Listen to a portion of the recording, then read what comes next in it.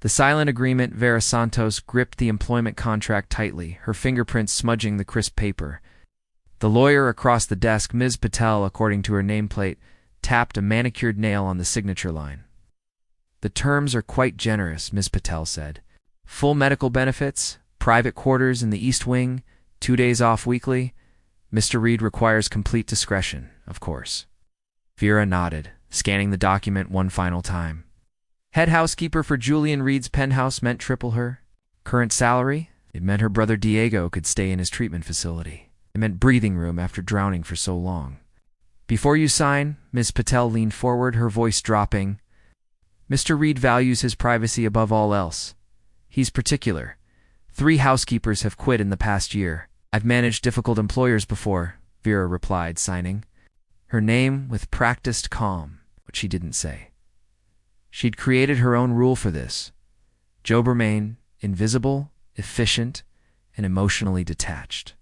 No attachments. No complications. No repeating past mistakes. Julian Reed's penthouse occupied the top 2 floors of the Archer Building, a gleaming monument to architectural ambition.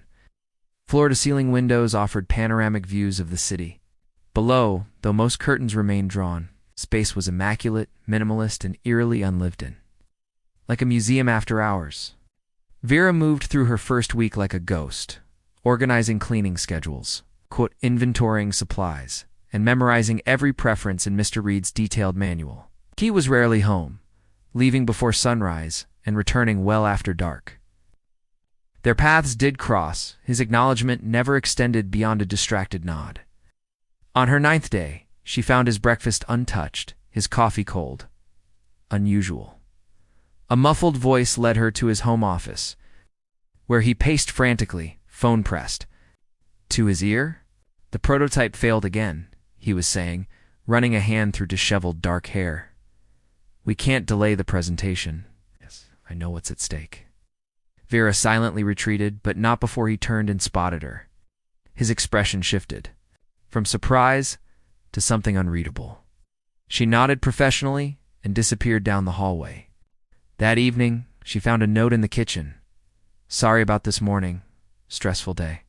Junior, she tucked the note away and continued with her duties. The following morning, she left his coffee with a small note. No apology necessary. Professional. Detached. Safe. 3 weeks into her employment, Vera developed a rhythm. She learned Julian preferred classical music in the morning, jazz in the evening. His favorite mug was slightly chipped on the bottom. He read scientific journals before bed, leaving them scattered across his sheets. One night, returning from visiting Diego, she found Julian in the kitchen at midnight, attempting to cook pasta. The stove was smoking. Without a word, she moved beside him, adjusting the heat, adding salt to the boiling water. "I didn't want to bother you," he said, embarrassed. "I haven't actually cooked for myself in years." "It's no bother," she replied. Keeping her tone neutral, despite the strange domesticity of the moment, they worked in silence, him following her lead. When they finished, he offered her a plate. She politely declined, citing her rule about maintaining professional boundaries. Something flickered across his face, disappointment, before he nodded understanding. Later that night, organizing her small apartment within his massive home, Vera reminded herself of her purpose. She was here to work, to support Diego, to rebuild her life, not to become entangled with Julian Reed. Regardless of how unexpectedly human he seemed in the midnight kitchen, with pasta sauce on his expensive shirt and gratitude in his eyes, the rule was simple. Do the job, remain invisible, keep your heart locked away. She'd learned the hard way what happened when boundaries blurred. Never again. Cracks in the facade descended on the city, painting the skyline in amber and gold. 2 months into her employment, Vera settled into a comfortable routine at the Reed penthouse. Julian's unpredictable schedule became predictable in its chaos: board meetings on Tuesdays, lab visits on Thursdays, late nights whenever his biotech company faced a deadline. The invisible line between employer and employee remained firmly drawn until the night of the charity gala. "Miss Santos." Julian called from his bedroom, voice tinged with frustration. Vera found him struggling with his bow tie, fingers fumbling with the silk. "Allow me," she said, stepping forward without thinking. It's calling sandalwood and something. Distinctly him enveloped her as she tied the perfect knot. Their eyes met in the mirror. Something shifted in the air between them. Thank you, he said softly. No, I never mastered these things. My father would be disappointed. The mention of family so rare from Himmling, as he departed in his tailored tuxedo hours later. Vera was organizing the library when Julian returned earlier than expected, loosened tie hanging around his neck, expression thunderous. Is everything all right, Mr. Reed? She asked, maintaining professionalism despite her concern. My ex-fiancée announced her engagement to my former business partner tonight, he said with a bitter laugh. Quite the power couple. They'll be featured in tomorrow's business section, I'm sure. Vera remained silent, unsure how to respond to this sudden personal disclosure. I apologize, Julian said, rubbing his temples. That was inappropriate. Sometimes it's easier to tell difficult things to someone who isn't directly involved. Vera offered, thinking of her own carefully guarded secrets. Julian studied her thoughtfully. You've worked here for months, and I realize I know almost nothing about you. That's typically how employer-employee relationships function, she reminded him gently. Something changed after that night. Julian began appearing in spaces he'd previously avoided during her working hours. He'd read in the living room while she dusted, ask casual questions about her day, leave books he thought she might enjoy on the kitchen counter. One rainy Sunday, Vera found him in the kitchen attempting to bake. My grandmother's recipe, he explained, gesturing to flour-covered counters. Sunday tradition growing up. Against her better judgment, Vera rolled up her sleeves and joined him. For 3 hours, they baked cinnamon rolls, the kitchen filling. With warmth and conversation, Julian spoke of his childhood, his parents' deaths in a plane crash when he was 19. The pressure of inheriting a pharmaceutical empire in return. Vera revealed fragments of herself, her immigration from the Philippines as a child, her love of botanical illustration, her brother's ongoing recovery from a traumatic brain injury. Is that why you took this job? Julian asked, their hands accidentally brushing as they reached for the same utensil. Diego's care is expensive, she answered simply. This allows me to provide for him. Julian nodded, eyes full of something. That looked dangerously like admiration. The cracks in their professional facade widened when Julian fell ill with pneumonia the following week. Refusing hospitalization, he became Vera's most demanding responsibility. She brought medication, monitored his fever, and ensured he ate properly all while maintaining her other duties. On the third night, delirious with fever, Julian caught her wrist as she adjusted his blankets. Why are you so afraid of letting people close? He murmured, eyes glassy but perceptive. Vera gently extracted herself to rest. Mr. Reed. Julian, he corrected sleepily. After seeing me this pathetic, you should at least use my name. When his fever broke, neither mentioned the conversation, but something had irreversibly changed. The invisible barrier between them had developed hairline fractures that threatened to spread. The catalyst came unexpectedly, turning from visiting Diego.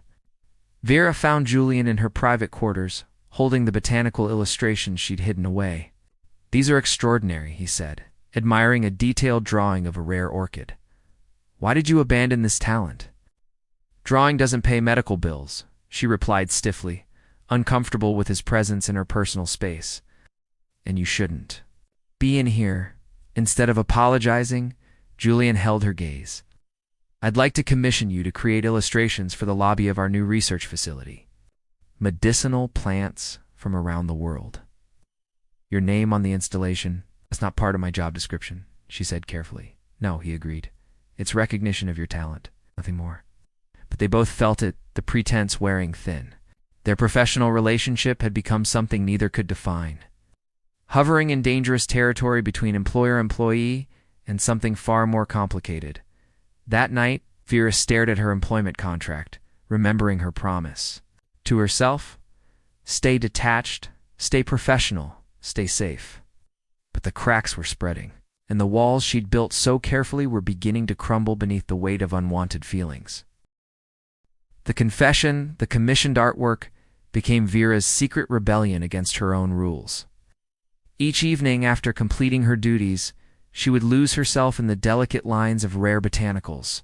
Fingers stained with ink, mind focused on something besides Julian Reed and the growing complication he represented. November brought early snow and the unveiling of the Reed Pharmaceuticals research wing.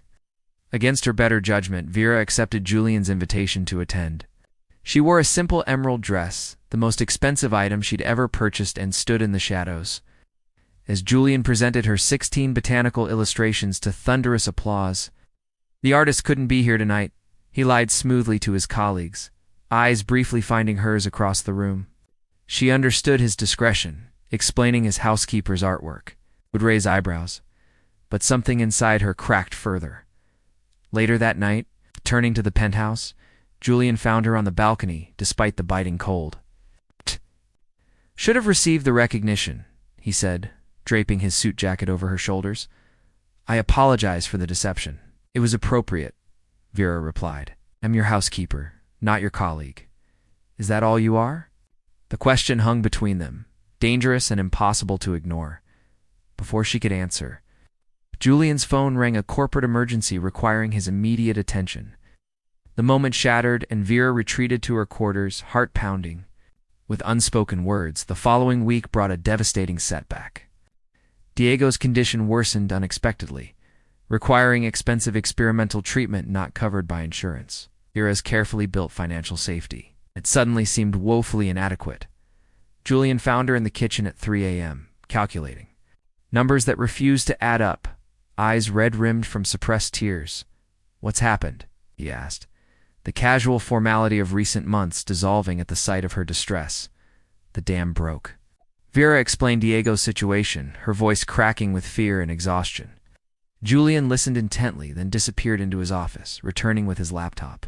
The Reed Foundation has a medical assistance program," he said, typing rapidly.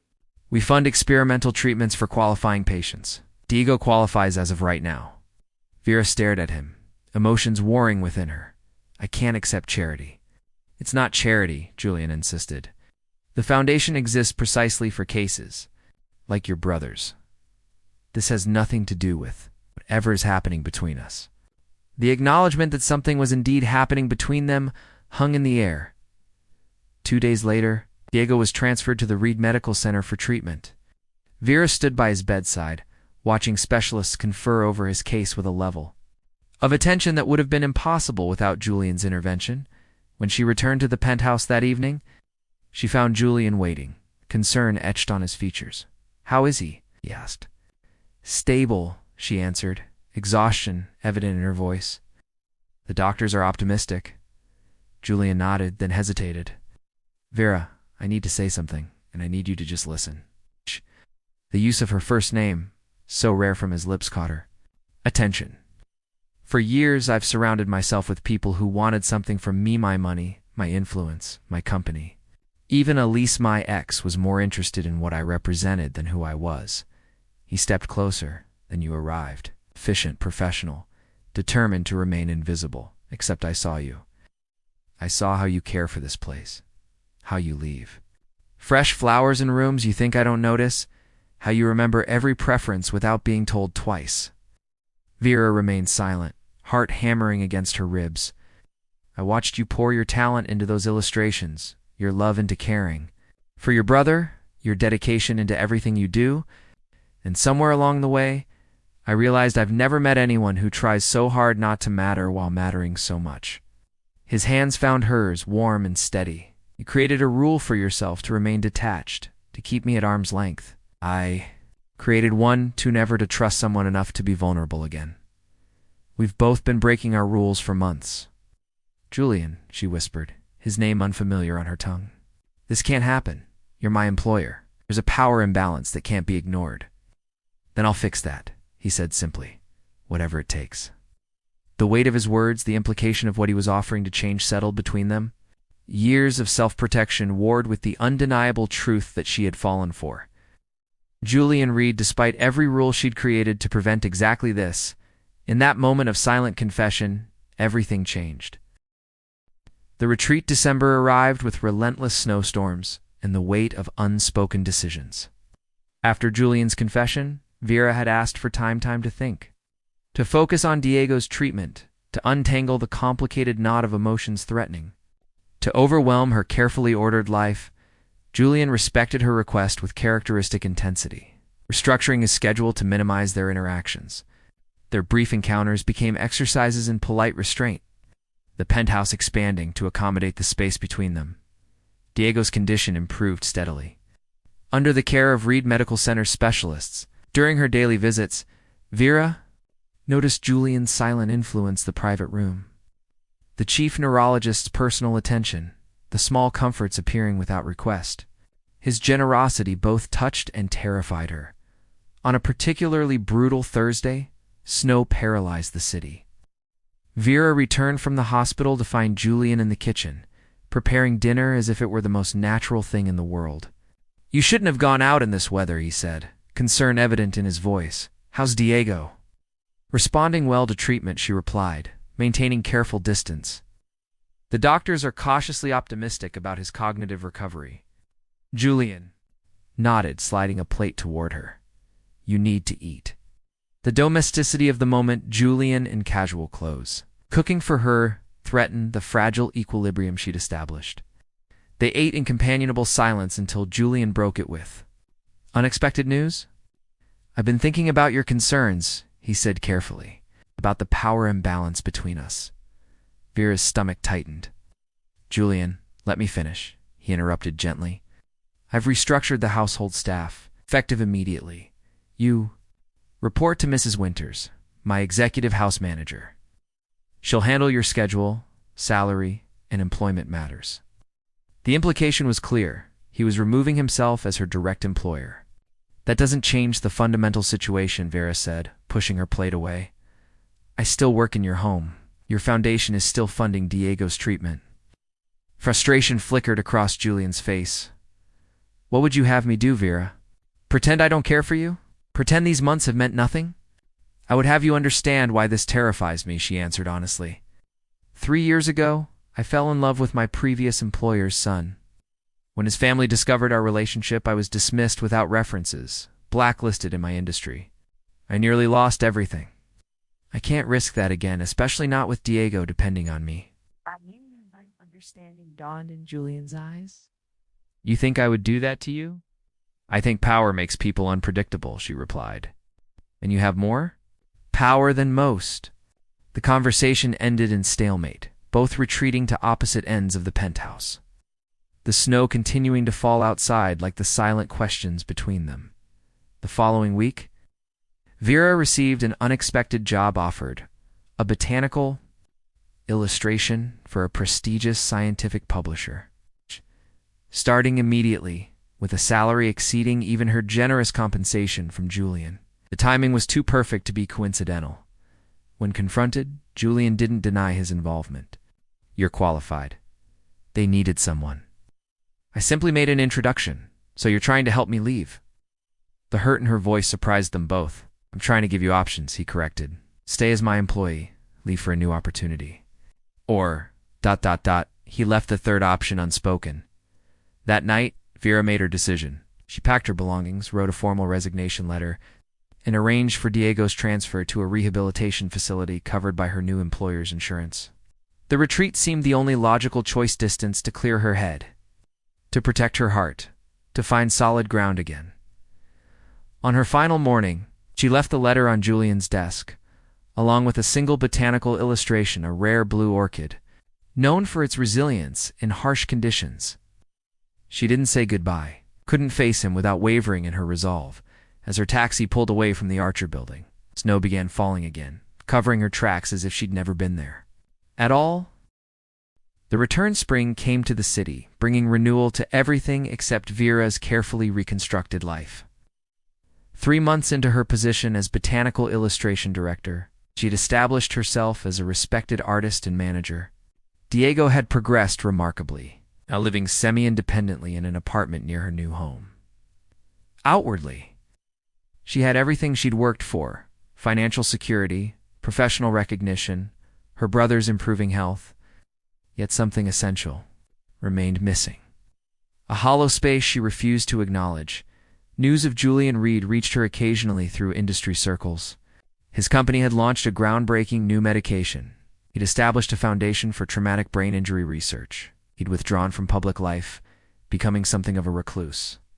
On a rain-soaked Tuesday in April, Vera found herself near the Archer building. Without conscious decision, she entered the lobby, drawn by memories she'd tried to suppress. Miss Santos, the security guard, greeted her with surprising warmth. Oh, it's been a while. Before she could respond, the elevator doors opened, revealing Julian deep in conversation with two executives. He glanced up, words dying mid-sentence when he saw her. For a moment, they simply stared at each other across the marble expanse. Julian in his impeccable suit, Vera clutching her portfolio like a shield. Then Julian excused himself and crossed. To her expression carefully neutral. "Vera," he said simply. "How are you?" Well, she replied, the word inadequate for everything she wanted to express. "And you busy?" he answered. Then, more honestly, empty. The admission hung between them, raw and unvarnished. "Diego's treatment was successful," she said, changing the subject. "He's nearly self-sufficient now." Julian's genuine smile illuminated his face. "I'm glad. He's received the research department's updates on his case." "I've followed your company's progress," Vera offered. "The new medication is impressive. Would you like to come up?" Julian asked suddenly. "To see the penthouse. Mrs. Winters has maintained it beautifully, but it's not the same." The invitation, so simple, so loaded with meaning, took her breath away. Against her better judgment, Vera nodded. The penthouse remained largely unchanged, yet felt entirely different. Evidence of Julian's solitary existence was everywhere: takeout containers, single work documents, a single mug in the sink. "You've been living like this for months?" she asked, surveying the controlled chaos. "I've been existing," he corrected, watching her move through the space that had once been her domain. Not quite the same thing. In the library, the room where they'd first begun to see each other as people rather than employer and employee, Julian finally asked the question, "Why did you come today, Vera?" She traced the spine of a book, gathering courage. "I needed to see if it was real," she answered finally. "What I thought we had, what I left behind, and your conclusion." His voice remained steady, but his eyes betrayed his vulnerability. Instead of answering, Vera reached into her portfolio and withdrew a series of illustrations, intricate botanical drawings unlike any she'd created before. Each depicted the progressive blooming of a rare flower that only flourished in the most inhospitable conditions. "My latest personal project," she explained. "The theme is resilience and second chances." Julian studied the progression, understanding dawning. "Are you offering one? A second chance?" "I'm suggesting we try again differently," Vera clarified. "Not as employer and employee, not with one of us dependent on the other. It's equals, with separate lives that choose to intersect."